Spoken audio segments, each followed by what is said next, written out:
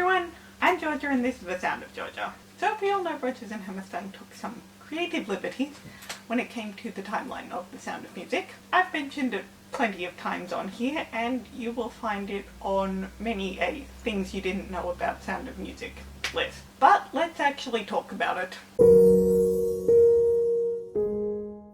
In real life, Maria was only supposed to be at the Von Trapp Villa for about 9 to 10 months.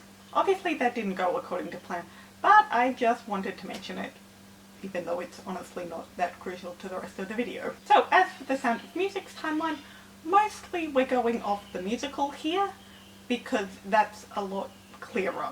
The book actually has dates in the form of 1 week later, 1 month later, that sort of thing. So it's a lot clearer than the movie. Looking through the giant script I have of the movie, I could not find much in the way of concrete dates. There's a 1 week later for the party and a several days later for the beginning of Act 2, but that's it.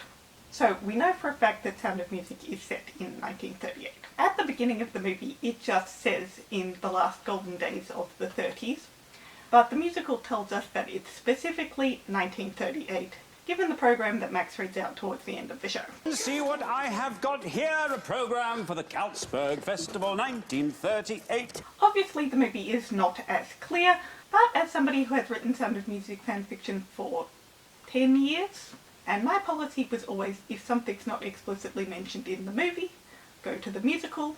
If it's explicitly mentioned there, go with that. If it's not mentioned there, go to history. Basically what I'm saying is that even though the movie's timeline is less concrete, I think we can apply what the musical has to the film. However, even with that, the timeline's still a bit off, at least as far as history goes. The Angelus happened in March of 1938, but The Sound of Music obviously takes place during summer. But again, specifically 1938, so obviously a bit off. It's not exactly clear how long Maria is supposed to be at the villa. We just know it's till September. But given that they mentioned the summer holidays, I think it's safe to assume that this is a summer holiday job. So to look after the children up until they go back to school. So I think it's safe to say this is a 3-month-long thing. With that said, we don't know exactly when she arrives. After all, they've just chased off governess number 11, and she needs to be replaced immediately. So maybe she's coming in halfway through July, say. But for the purposes of this, we're going to say it's a 3-month thing, and she's coming at the beginning of June. This leaves us with the most time for her and the captain to have a relationship. In the same scene where the captain tells Frau Schmidt and Franz that the new governess is coming, he says he's going to leave for a month.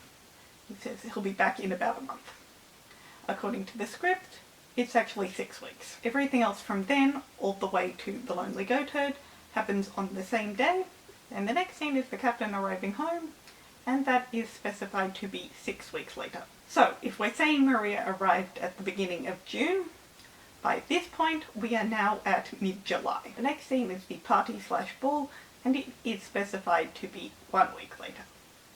So we're at the end of July. So she runs away at the end of July. So the movie says that Act 2, right after she's left, is set several days later. The musical says it's 3 days later. So there is definitely a bit of inconsistencies between the two, but I think it's safe to say that with both, we're still at the end of July. The day she arrives back is the same day as the love scene happens, and then the musical specifies that the wedding is 2 weeks later. So here we're about mid-August. The musical book says that when they arrive back from the honeymoon, it's 1 month later, and in the movie Max specifically says to Herzella that he's not communicated with the children for over a month. Meaning we're now sort of mid-September, which means if we're saying she arrived at the beginning of June, we are now at September.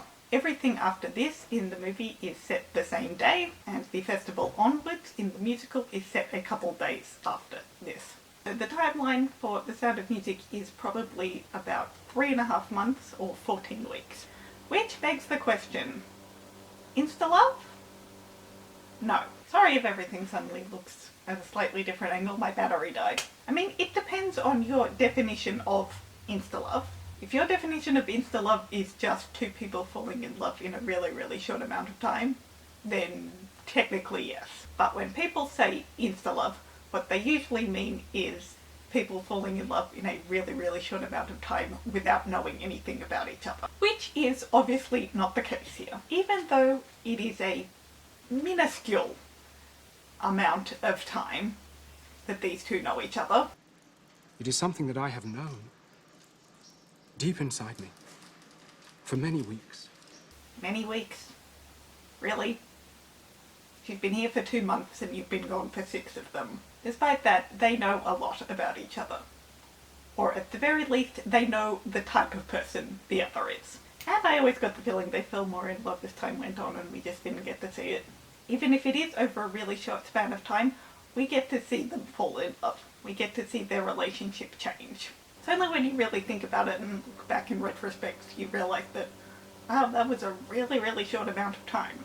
But I think just about everyone would agree with me when I say it is not insta-love. And she is not a Manic Pixie Dream Girl. But I made a whole video about that.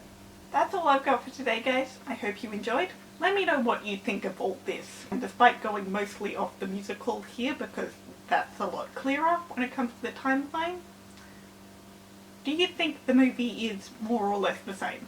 Because I do. My fanfiction headcanon is slightly different from what's put up in the musical, but it still ends mid-September. But what do you think about all this? And how do you feel about it as it pertains to the creative liberties that Rodgers and Hammerstein took for the entire show? Stay safe, guys. Feel free to like and subscribe, and I'll see you in my video next time. So long, farewell!